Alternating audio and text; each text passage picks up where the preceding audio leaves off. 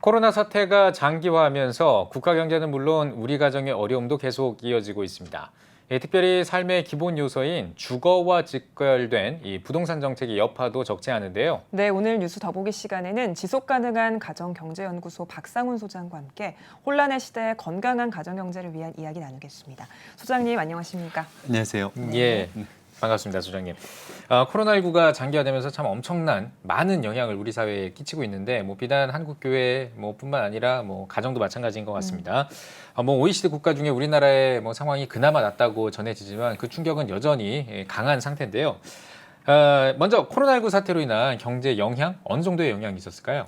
참 경기가 많이 어려워졌습니다. 예. 체감하시는 분마다 다를 수 있겠지만은 요즘에 경기를 보면은 이제 팩트와 언택트로 구분할 수가 있습니다. 네. 팩트는 이제 사람들과 접촉을 하는 대표적으로 항공이나 운수나 또는 예. 이제 외식업 같은 게 대표적인데 반대로 언택트 관련된 영상 콘텐츠라든가 네네. 비대면으로 배달, 물류 이런 것들이 굉장히 활성화되고 있는데 네. 아까 이제 말씀드렸던 대로 텍트, 즉 전통적인 산업들이 많이 위축이 되면서 여기에는 근로자들의 고용 문제랑 연결이 되거든요. 예. 어려운 상황으로 볼 수 있겠습니다. 네, 예. 이렇게 경제가 어려워진 상황에서 정부가 재난지원금 정책을 펴기도 했는데요. 사실 그럼에도 불구하고 여전히 가정경제 어려움은 지속되고 있는데 가정경제 현황 어떻습니까? 네, 특히 이제 아까 소득 감소 말씀을 했는데 가장 직격탄을 받으신 분들이 자영업자랑 또 프리랜서 분들이십니다. 예. 소득이 줄다 보니까 이제 굉장히 어려운 경제 현실을 맞닥뜨리게 됐는데요. 네. 특히 이제 우리도 아무도 예측을 하지 못했었던 이 코로나라는 전 세계적인 재난이 온 거지 않습니까? 예. 그 속에서 이제 소득이 많지 않던 분들, 특히 유동자산, 현금을 갖고 있지 않았던 분들이 지금 닥친 상황에서 되게 어려운 상황들로 나타나고 있고요. 네. 저는 이런 이제 위기 상황들에서 좀 보면은 돈은 저는 이제 그런 표현을 자주 합니다만은 돈은 보이지 않는 것을 끌어당기는 자석과도 같다라고 말씀을 좀 드리는데요. 네. 평소에는 괜찮다가 이런 어려운 위기의 상황이 닥치다 보니까 서로 갖고 있던 불편한 마음들과 그런 생각들 그런 것들이 갈등의 요소로 작용하게 되는 것이 또 우리 크리스천 가정에게도 자유롭지 않은 부분인 것 같습니다. 네. 예, 알겠습니다. 참, 이 코로나 사태가 언제 끝날지 올 2월에 시작해서 금방 끝날 것 같다가도 아직까지도 이제 코로나가 계속 이어지고 또 재확산 또 그런 조짐도 좀 보이고 있는 그런 상황인데 글쎄요, 이런 코로나 사태 이럴 때 지속적인 가정 경제를 위해서는 어떻게 해야 될지 좀 제언을 해주신다면요. 우리가 자동차를 멀리 운전을 할 때는 네. 정비를 하잖아요. 예, 예. 점검을 하고 차량 타이어의 유압 저기도 보고 또 실제로 기름이 얼마 있는지 확인하는 것처럼 우리도 이 지금 어려운 상황들이 언제 끝날지 예단하기는 쉽지 않은 상황이기 예, 예. 때문에 특히 가정경제적인 면에서는 전 가정경제 현황을 파악해보는 노력이 필요하다라고 좀 말씀을 드리고 싶고요. 특히 이제 실제로 제가 가정경제 상담을 해보다 보면 크리스천도 마찬가지입니다.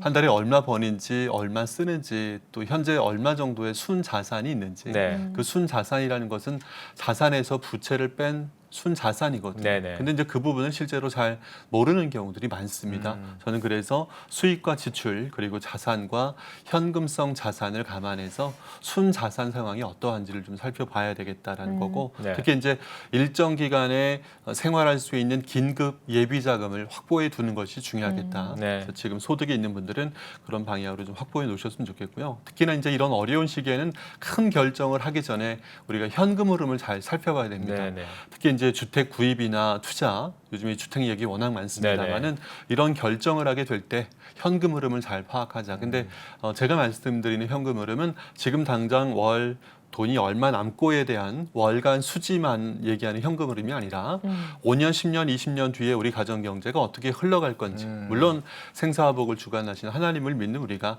예측하는 건 쉽지 않습니다만은 기본적으로 어느 정도 가정 경제 흐름과 변수들만큼은 주택을 구입하게 됐을 때 몇 년 동안 어떤 몇 퍼센트의 금리로 상환하게 될 것인가라는 현실적인 부분들은 꼭 살펴보는 것이 필요하지 않겠나라고 말씀드리겠습니다. 네. 네, 이번에는 또 주제를 바꿔보겠습니다. 아마 우리 경제의 가장 큰 이슈 중에 하나가 부동산일 텐데요.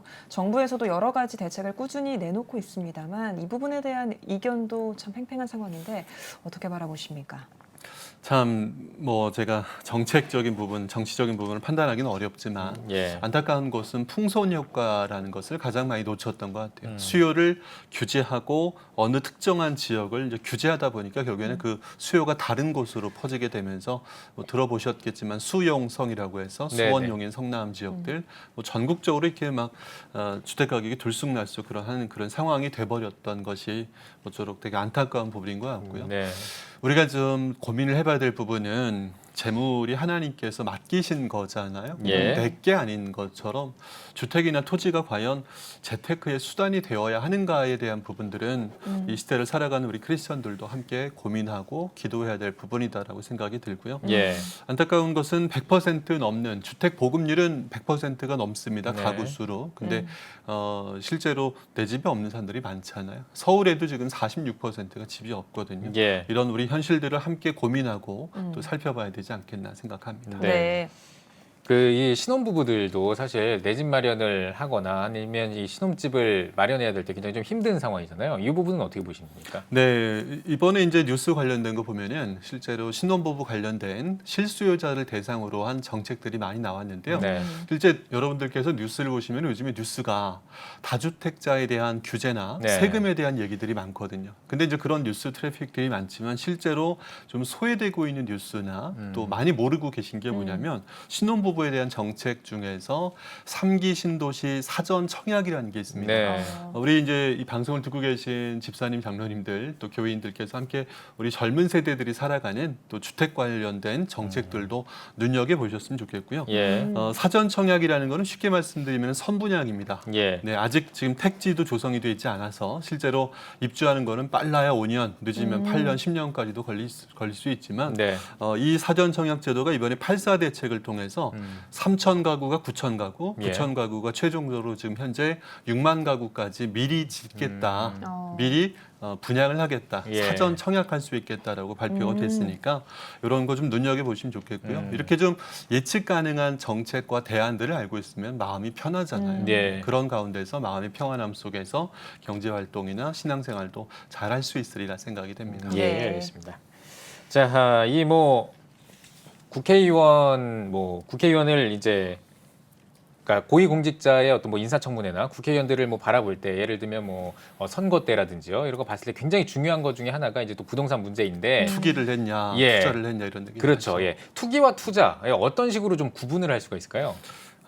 경제학자 케인즈는 이런 얘기를 했습니다. 단기적으로 심리 변화를 이용해서 돈을 투자한다면 그건 투기다라고 볼 수 있고 네. 멀리 어떤 성장세를 바라보고 마음 느긋하게 기다린다면 투자라고 정의한다라고 케인즈 경제학자는 이야기하는데요. 크리스천들도 비슷한 개념으로 접근했으면 좋겠고 네. 한 가지 좀 아이디어는 뭐냐면 외모를 보시지 않고 마음의 중심을 보시는 하나님을 우리는 믿는다라면 우리는 투자와 투기에서도 저는 마음의 중심이라고 생각합니다. 네. 주식을 하든 펀드를 하든 내가 단기적으로 돈을 불리겠다라는 마음보다는 내가 10년 뒤에 노후를 준비하고 5년 뒤에 자녀들의 대학 자금을 준비한다라고 하면 그 마음의 중심에는 돈을 불리는 것이 목적이 아니라 미래의 목표를 준비하는 수단인 거잖아요. 네. 그런 관점에서 크리스천들은 투자와 투기를 구별해 볼 수 있지 않겠나. 네. 예. 성경 속에서도 곳곳에 이제 재물에 관한 내용들이 많이 나오고요. 이 재물 자체를 사실 세속적으로만 바라볼 게 아니라 어떻게 또 지혜롭게 활용할 것인가를 고민하는 자세가 더 중요할 것 같다는 생각도 드는데요. 건강한 재정관 어떤 거라고 보십니까? 제가 좋아하는 찬양 중에 CCM 중에 비교하기보다는 나 자신을 가꿔가며라는 하연이에게라는 CCM이 있는데요. 예. 이렇게 찬양을 참 좋아합니다. 바로 로마서 12장 2절 말씀인데요.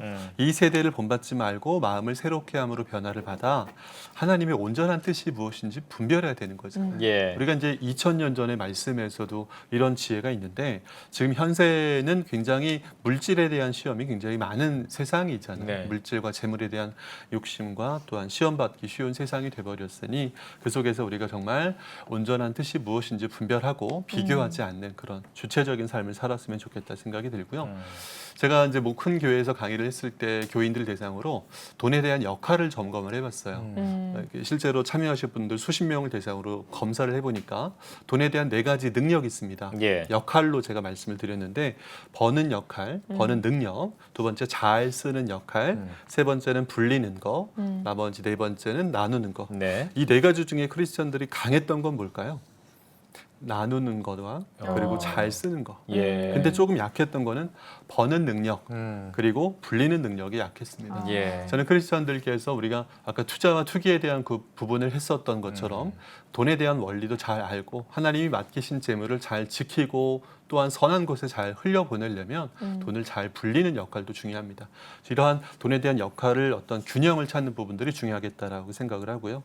아까 말씀드렸던 대로 무주택자에 대한 어떤 공급 정책들도 네. 사회적인 기사나 정책들, 기사들도 꼼꼼하게 잘 보셔서 우리 자녀 세대들이 마음 편안하게 아이 낳고 행복하게 건강한 가정을 이뤄나는 그런 기회가 될 수 있도록 관심을 많이 가져주셨으면 좋겠습니다. 네. 네, 알겠습니다. 이제 우리 교인들의 가정 경제를 지키기 위해서 혹시 한국교회와 연계할 방안 같은 것들도 가지고 계신지 궁금합니다. 저는 교회가 예. 그 가정 경제를 돌보는 교회 역할을 좀 해주셨으면 좋겠다라고 생각합니다. 예, 예. 어찌 보면 가정 경제는 가장 근간이 되는 경제 주체거든요. 이 가정 경제가 건강해질 때 또한 그 속에 살아가는 신앙인들이 재정적으로 건강해질 때 세상에서도 은혜가 되는 거잖아요. 예. 그런 것처럼 가정 경제를 돌보는 목회 그리고 교회 역할들을 좀 강조드리고 부탁드리고 싶고요. 또한 이제 실제적인 원칙과 대안 성경적인 재정에 대한 원리나 청지기로서의 마음가짐에 대해서는 우리 목사님들께서 잘 전달해 주시면서도 현실적으로 그러면 돈을 어떻게 관리하고 또한 나누고 마음을 빼앗기지 않는 투자를 어떻게 해야 될 것인가라는 현실적인 부분에서는 그런 대안적인 부분에서 경제 교육들이 활성화됐으면 좋겠다라고 생각을 하고요. 예. 뭐 개인적인 말씀이고 여담이지만은 제가 위기의 상황이 지금 와버렸지만 작년 3월 달부터 했던 것이 자산을 지키는 힘, 가족을 세우는 힘이라고 해서 네. 위기 대처 프로젝트를 했었거든요. 그때만 해도 위기 대처라는 얘기하면은 뭐 위기가 오겠냐, 뭐 미국 경기 그렇게 좋은데 또 전 세계 주가도 많이 오르고 있는 상황인데라고 했었는데 어느새 정말 이런 위기가 갑자기 닥쳐버렸잖아요. 네. 모쪼록 위기를 대처할 수 있는 능력을 키워나가는 게 중요하고 그런 현실적인 부분들을 교회에서 또한 사역에서도 좀 감안을 해주셨으면 좋겠다라는 현장에서의 요구 말씀을 드리겠습니다. 네. 예, 알겠습니다. 소장님 마지막으로 한국교회 성도님들께 한 말씀 해주시고 대담 마무리하겠습니다. 네, 건강한 가정들, 말씀 안에 살아가는 건강한 가정들이 많아질 때 또 세상에서 은혜가 되고 그런 사람들의 가정의 삶의 모습을 통해서 또 복음을 전할 수 있는 거잖아요. 그러한 건강한 가정 경제 이루시는 신앙인 크리스천 되셨으면 좋겠습니다. 네, 알겠습니다. 오늘 뉴스 보기 시간에는 지속가능한 가정경제연구소 박상훈 소장과 함께 이야기 나눠봤습니다. 소장님 나와주셔서 고맙습니다. 고맙습니다. 감사합니다.